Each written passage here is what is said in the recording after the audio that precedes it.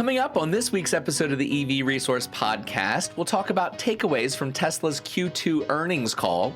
Mercedes plans to have more than 400 miles of range for their EQS flagship sedan. The Audi e-Tron takes top spot in Europe, and more.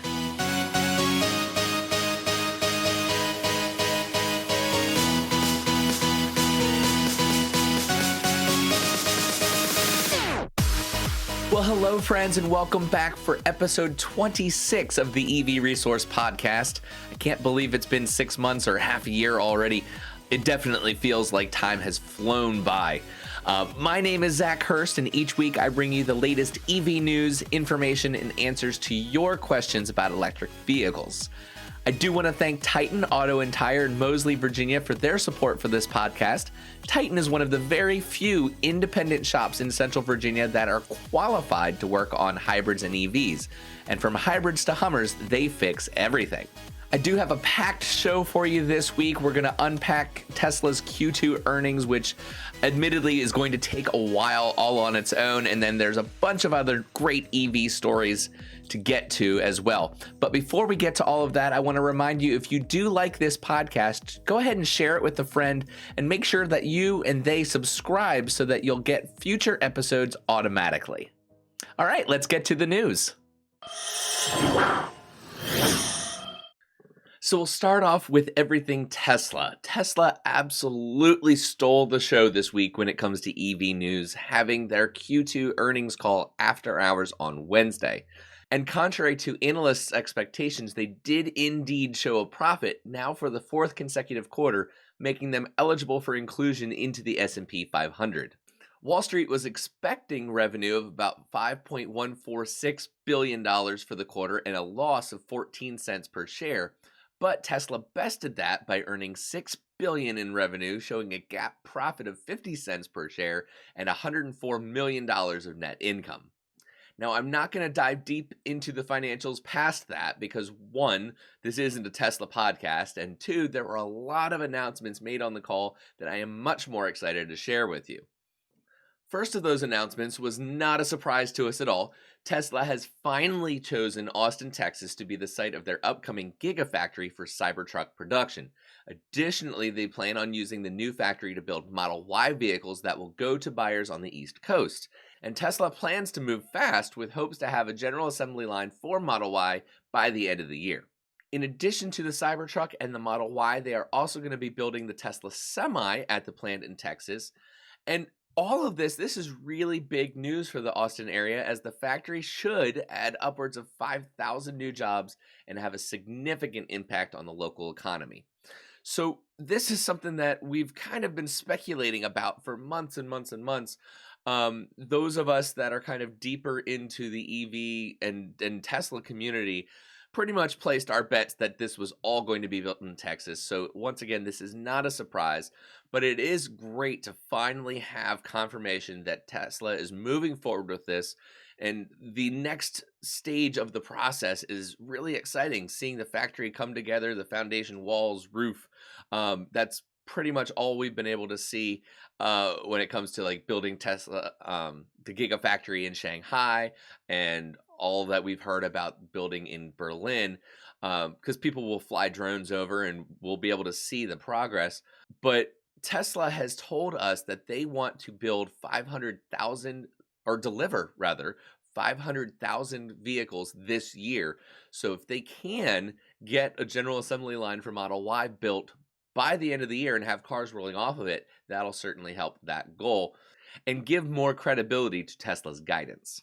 And confidence in Tesla's guidance has grown over the last couple years as they've been more conservative now with indications of future plans. So with that being said, one thing that Elon mentioned on the call that I am not going to hold my breath about, but certainly is very exciting, is about the next gen Roadster. Elon actually made a comment that the next gen Roadster production could start within the next 12 to 18 months. To give a little history, when Tesla first unveiled the next-gen Roadster, it was actually at the Tesla Semi reveal.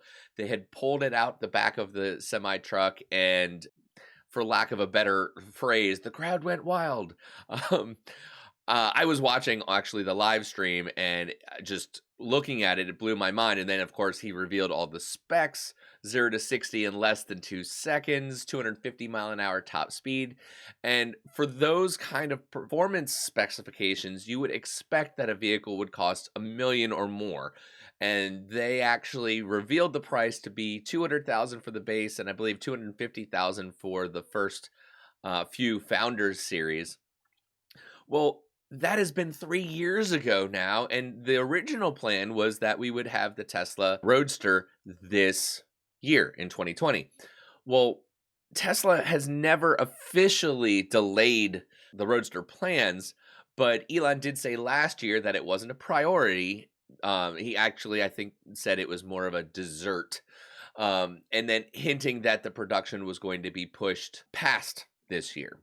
And earlier this year, Elon even hinted that the Roadster production might be delayed as far as 2022 because they wanted to focus on, of course, getting the Model Y ramped, the Cybertruck, which looks like they will be doing very well, and of course the Tesla Semi, which was also revealed in 2017 and has not been delivered to any customers yet. So that is why that it was a bit of a surprise during the conference call that followed the Q2 release that Elon hinted that Tesla's plans to build the Roadster in California might be a part of an updated product roadmap and will hit production in the next 12 to 18 months. And so that would place the start of production around mid to late 2021 next year, which to me means that they most likely expect to get the Cybertruck production sooner than that. Now, of course, Elon has gotten very good at using tentative language when talking about future plans, and you can't put a whole lot of weight on that until you see an official Tesla announcement. But this is easily the clearest timeline that we've gotten for the Roadster that Tesla and Elon have communicated to date. While the Roadster isn't going to be manufactured in high volume, of certainly nothing near the levels of Model 3 or Model Y, it is a very important vehicle to Tesla because it represents what is called a halo car. It's going to be the best of anything. Elon actually, I believe, said it was going to be a smackdown to the internal combustion engine. And that is, while it doesn't further Tesla's mission in terms of getting more electric vehicles out to as many people as possible, it really does solidify the optics of electric vehicles. I've talked about it before on this podcast. There are still people out there that think EVs are slow. And if you have a car, an electric supercar that is going to be the fastest vehicle ever, really, that's been produced for the road, obviously you're not going to be taking on any land speed records, but the to best Bugatti and McLaren and even Lamborghini and Ferrari, even though we don't see those vehicles being represented as being the fastest of the bunch anymore. It is really going to take on all of those vehicles for a fraction of the price, and that, I think, is something that is really important to note, that when the next gen Roadster actually is being produced, you will not find anywhere a vehicle that can perform like that at that price point. It is absolutely going to dominate, and I would be shocked to see any supercar or hypercar from any other manufacturer be able to compete with Tesla for at least a couple of years after it's being released. Now, also something really exciting, Elon hinted that Tesla has plans for 2 new electric cars, including a compact electric car to come after the Cybertruck production. Part of the conference call is they allow investors, commercial investors from banks, as well as individual investors through, they can upvote questions through Say, which I won't get into. That's a whole different thing. But basically, they invite questions from investors to answer during these conference calls. And so Elon actually answered a question about Tesla's future vehicles mentioning not only a compact electric car, but also a high capacity vehicle. He said, quote, "I don't think we can comment on our detailed roadmap beyond what's been announced because we want to reserve that for product launches. But it would be reasonable to assume that we would make a compact vehicle of some kind and probably a higher capacity vehicle as well. These are likely things that at some point. But I do think there's a long way to go with the Model 3 and Model Y, and then with Cybertruck and Semi. So, long way to go with those. I think we'll do the obvious things." So, while Elon was obviously being very tentative about these comments, he is also pinpointing two specific new types of vehicles in Tesla's product roadmap, segments that they have not expanded to yet. We do know that in, gosh, what was it? Part two, the master plan part two, master plan part two. We'll call it at that. Elon did mention a people mover at that point, and certainly with Tesla's involvement with Elon's other company, the Boring Company, creating tunnels to move people quickly, that is where I think we would see a vehicle like that debut. What is really interesting to me is the compact electric car. That is something that I think would sell really well. Maybe not here in the US because we go for SUVs and bigger vehicles, but certainly for Europe, where you have cars like the Renault Zoe that sells so well. The ID3 Volkswagen that they're producing now is smaller, not being made for North America, only for Europe. The Honda E is a small city car, compact electric vehicle that, once again, we don't get here in North America. I think, and maybe knock on wood, but I think if Tesla is going to build a compact electric vehicle, that we would get it here in North America because Tesla, this is their home. And I would certainly hope for personal reasons that they would do that because I love small compact cars. I mean, I drive a Chevy Spark EV. It doesn't get much smaller than that. I think the Smart Car and the Scion IQ are the only cars on the road that are smaller than the Spark. So I am really excited about this. It could be 2025 before we see anything come to fruition from this.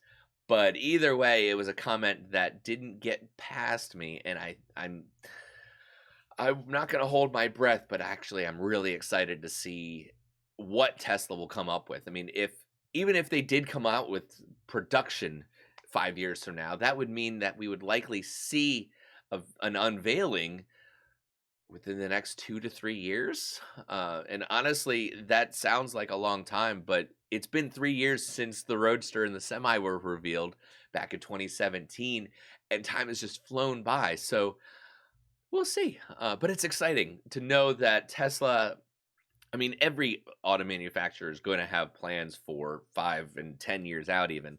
But it's great that a company that has been fairly quiet about all of that is definitely that they have something in the works when it comes to new vehicles and new vehicle segments that they want to enter into.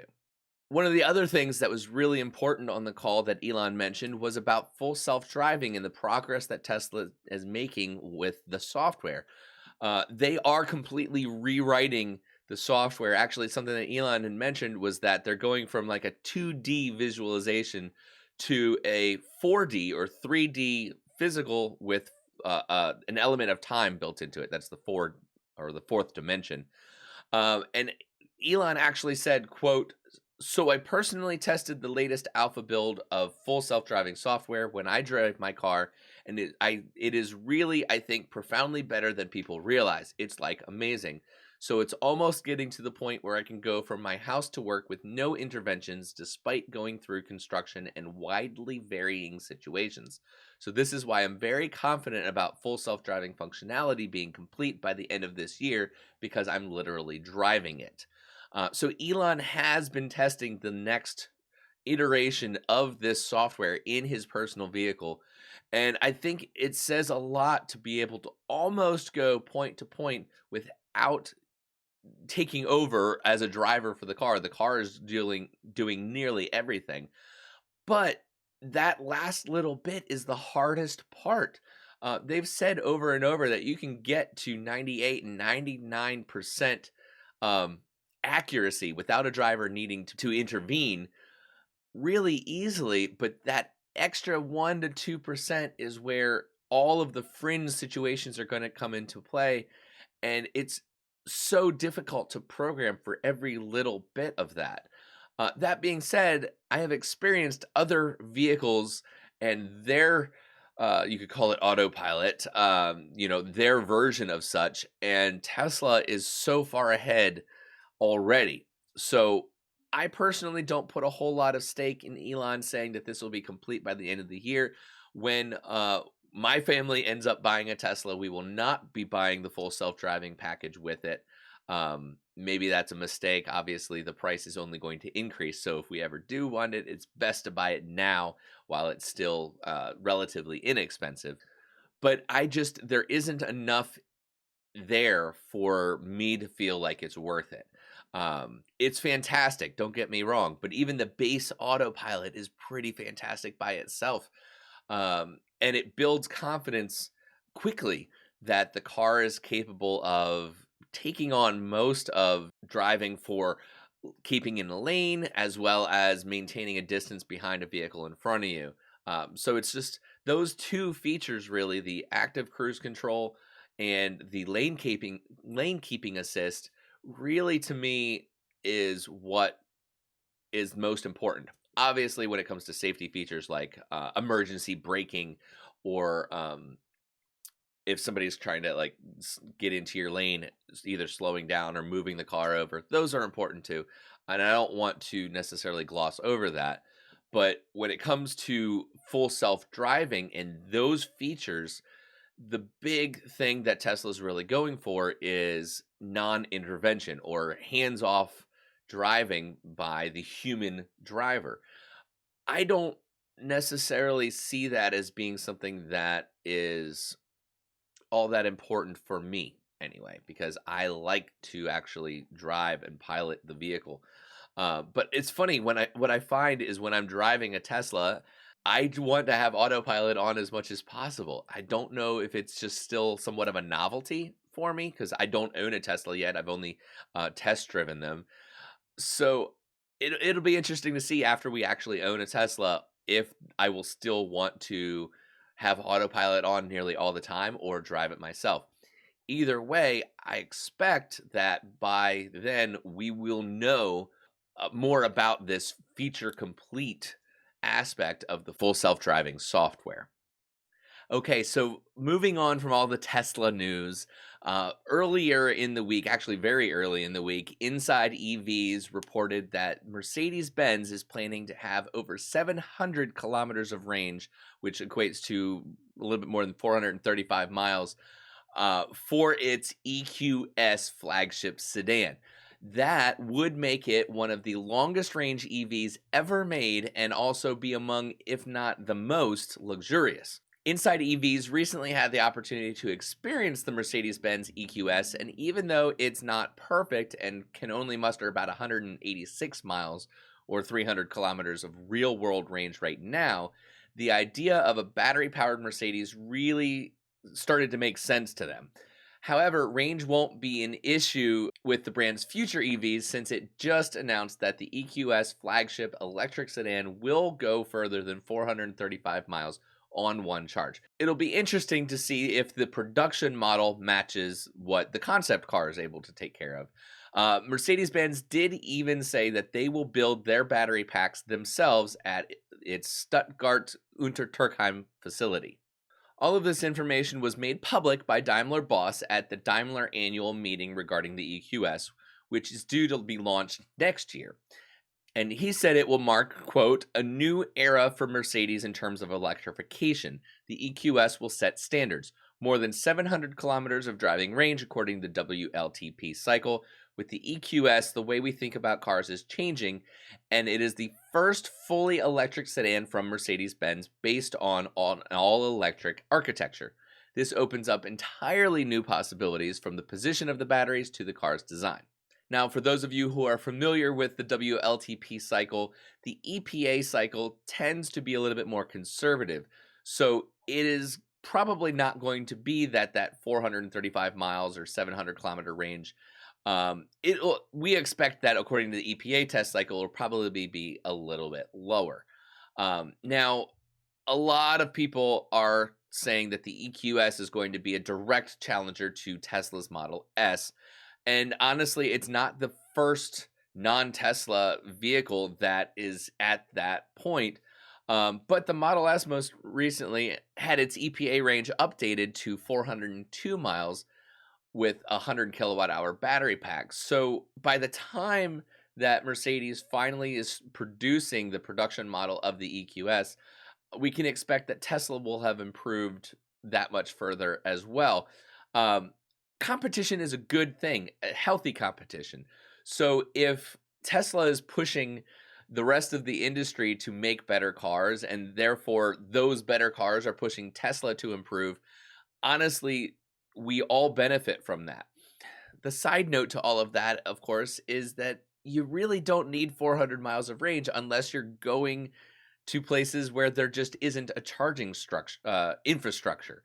Of course, Tesla has built out the supercharger network, so that kind of takes care of itself. I mean, you can get from one side of North America to the other, whether you're in the US or Canada, using Tesla superchargers from corner to corner without a problem, and you could do that with 250-mile range in your car. I mean, most people, when they're going on longer road trips, are not going to be going 400 miles before they themselves need to stop and recharge and fuel and use the restroom and all of that. So 400 miles just seems almost to be like that top point of what people would really need. I don't think we need cars that have a 500 or a 600-mile range unless they come with a built-in mini fridge and a bathroom. It just doesn't seem necessary. Now, the counter argument to even that is that if you have a car that the total charge is 400 miles or more, then you can charge more quickly using only a portion of that. You don't have to go above 80% of the battery state of charge, and therefore you can get back on the road more quickly using, let's say, 200 miles of the 400 total to get from charger to charger.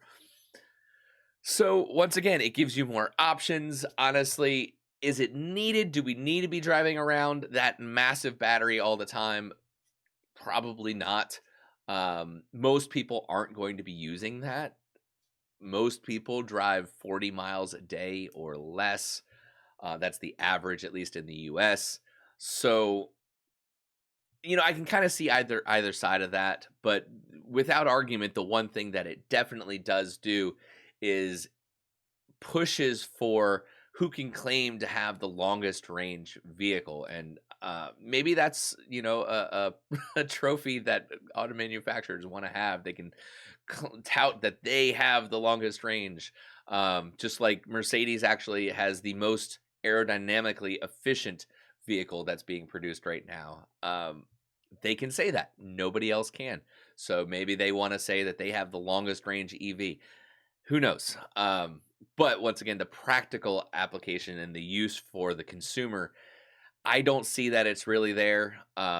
If you do and you want to kind of comment on that, please do. I encourage you to comment and engage in conversation. I definitely don't want all of this to be one-sided. This podcast is not meant to be a billboard, where it's just me talking at you. I'd love to talk with you and kind of engage and see what your thoughts are.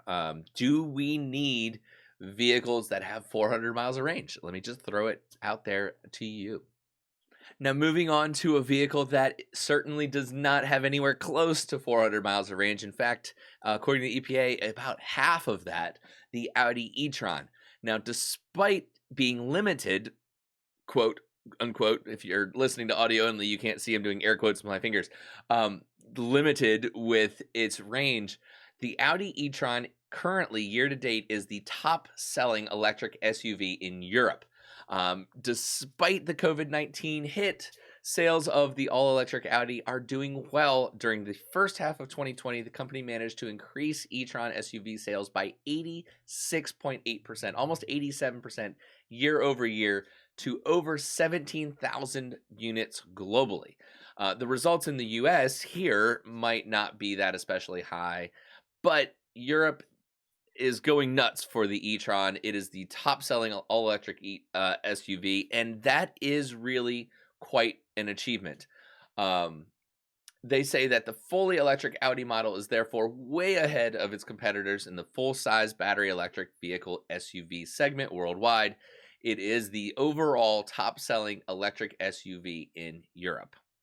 In Norway specifically, the e-Tron is the best-selling car of any kind. Moreover, the e-Tron was responsible for a significant portion of Audi sales in several other countries. 93% of all Audi sales in Iceland were e-Tron. 92% of all Audi sales in Norway, the e-Tron.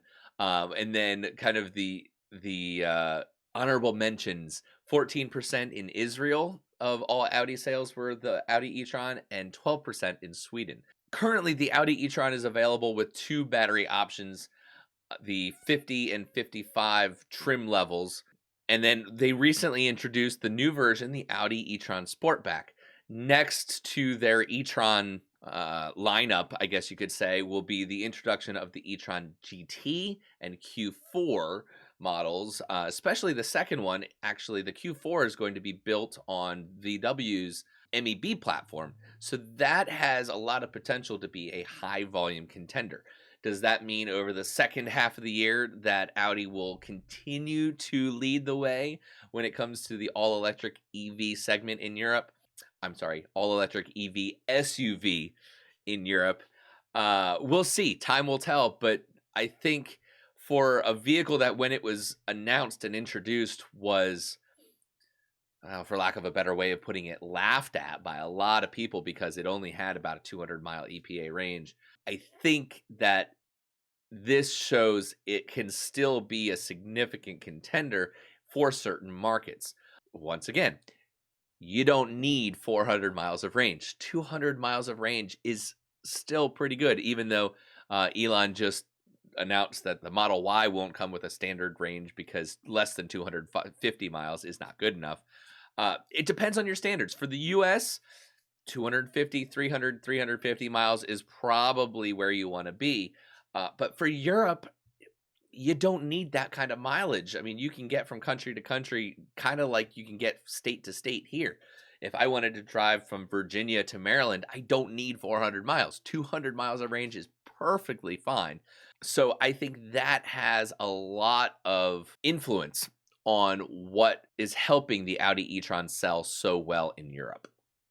Now, a company that may compete against Audi, at least some might think so, in the European SUV segment, not necessarily all electric, is Jeep. Now, if you don't know Jeep is owned by Fiat Chrysler, hearing that name may be a surprise to you. Earlier in the week, Jeep unveiled its first two plug-in hybrid models, and Mark Kane with Inside EVs reported all the details. The models will be the Jeep Renegade 4xe and the Jeep Compass 4xe. Something I actually heard on the EV News Daily podcast with Martin Lee was that somebody had responded to him saying 4xe. When it's 4x4, we say it's 4x4. So maybe this 4xe should be 4xe. Who knows?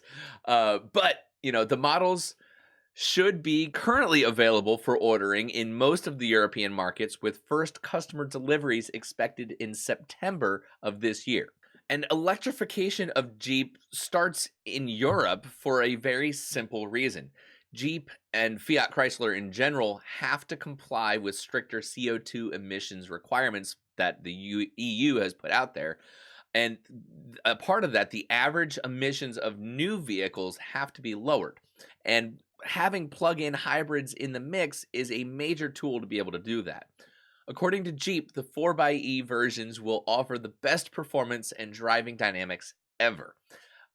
Those of us who are familiar with electric vehicles are not surprised by that. Both Jeeps are going to offer a internal combustion engine that's small, 1.3 liter engine with an electric motor and a 6-speed automatic transmission in the front, and then also supported by an electric motor on the rear axle. There is not going to be any mechanical link between the two. The all-wheel drive in all-electric mode should be silent and smooth like never before. And honestly, the EV mode makes perfect sense for driving in the city or your daily commute. A lot of European cities are banning the burning of any kind of gasoline or diesel fuel, and so having the option to basically shut that off, I think, is really, really important for the European market. The Jeep Renegade 4xe and the Compass 4xe are both equipped with 11.4 kilowatt hour batteries. Now, that is pretty small. That's actually smaller than what I've got in the Chevy Spark EV. But for a hybrid, that's a fairly decent size, honestly. And by having a smaller battery, it should not compromise the interior or trunk or spare tire space if they're going to have a spare tire. Now, what that does compromise is, of course, the all-electric range. These are SUVs, so you're not going to get the all-electric range that you would a plug-in hybrid car. Initially, the expected all-electric range was going to be about 50 kilometers or 31 miles, but the WLTP rating for the Renegade was only 26 miles or 41.8 kilometers. Maybe the Compass will get more being a smaller vehicle, but either way, that's not a whole lot. So you really, if you want to utilize the electric aspect of these vehicles, you've got to really plan it out and be smart. Now, there are going to be 3 different trim levels for each of the vehicles. The bottom end is Limited, and then S, and then on the top, Trailhawk, and 2 power levels, 190 horsepower or 240 horsepower. The production of both 4xe models will take place at the Fiat plant in Italy, alongside conventional versions of the Renegade that has started production there since 2014. Both models are targeted for the Europe, Middle East, and Africa, but mostly Europe. According to Jeep, more than 1,000 pre-orders were already collected for the first edition versions in 8 markets over the past several months. In terms of charging, the 4xe can recharge in 100 minutes at a 7.4 kilowatt single-phase AC post or level 2. And to help with that, Fiat actually had over 3,600 charging stalls installed at its dealerships across Europe in parking lots, and they want to be able to support the charging aspect. Now, personally, I know having a charger at the dealership is great for the dealership in terms of when they are servicing vehicles and they need to charge them, or if they have a new vehicle that has been on a test drive and they need to recharge it. But honestly, for the public, having chargers at dealerships is not the greatest. It's somewhat of a hassle. Certainly not the most ideal situation.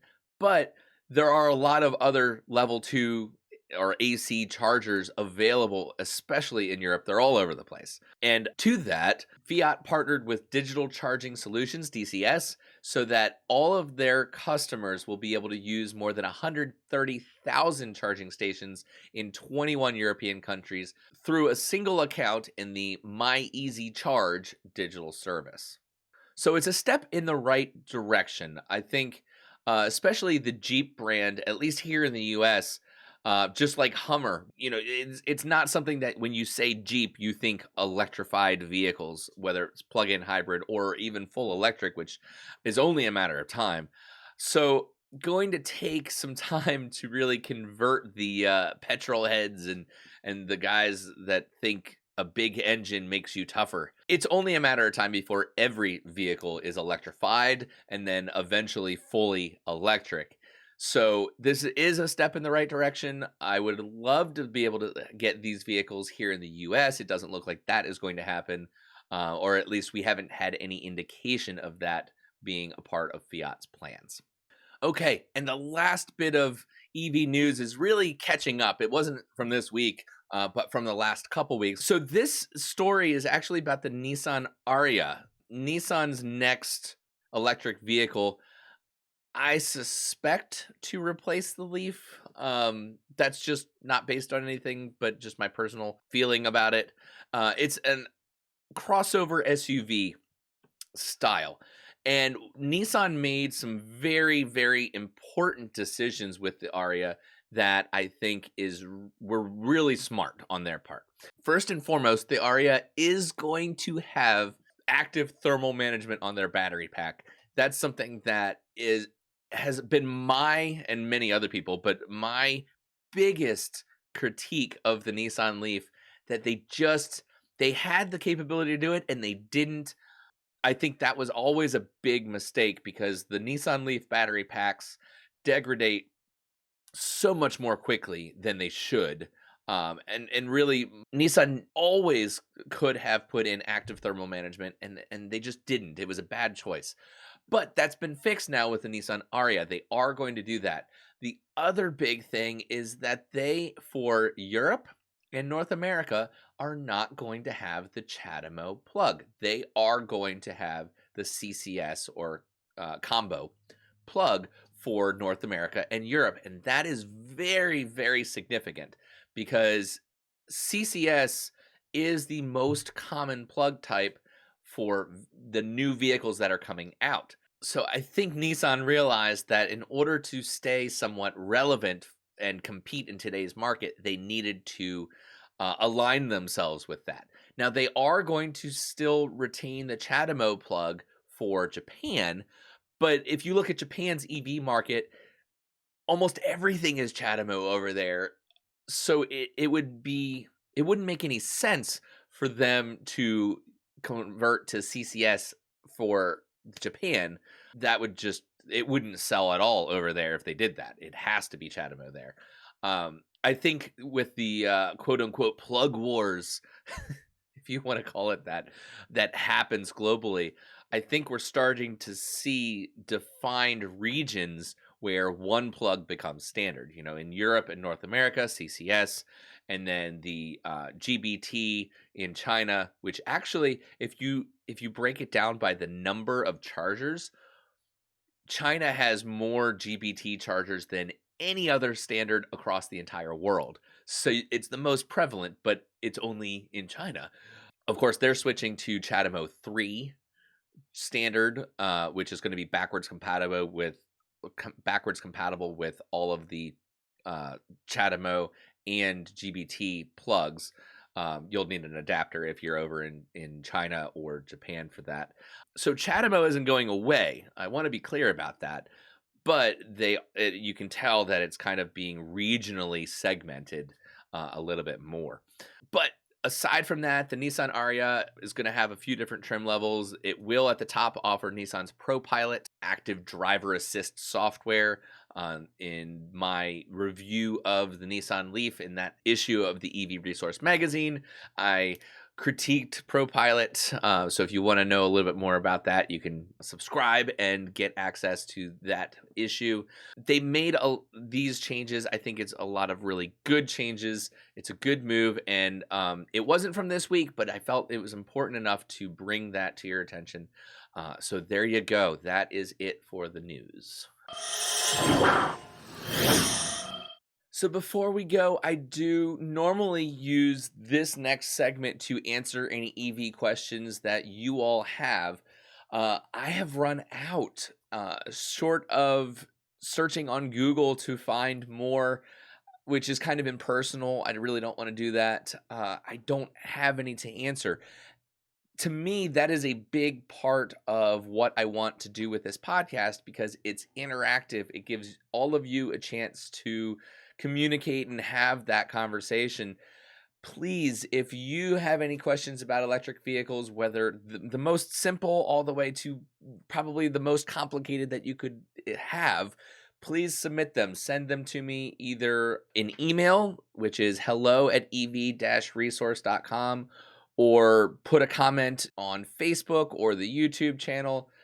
Anywhere. Just if you've got a question about EVs, please reach out, submit that, and I would be more than happy to read that and answer it here in this segment. Aside from that, that is all. So thank you, a big thank you to all of the Patreon supporters, either the subscribers or producers. Thank you very much for your hard-earned money. To give it to EV Resource is still blows me away. It's very appreciated, of course. It helps keep things running. I probably wouldn't be able to do this podcast and take the time away from my family if it wasn't for all of that support. So thank you very much. And then ultimately, thank you just to everybody for watching and listening to the podcast and supporting in that way. Those of you that share it with your friends, it goes a long way. So I certainly appreciate that. I do invite your feedback. So if you do have something to say, please send me an email.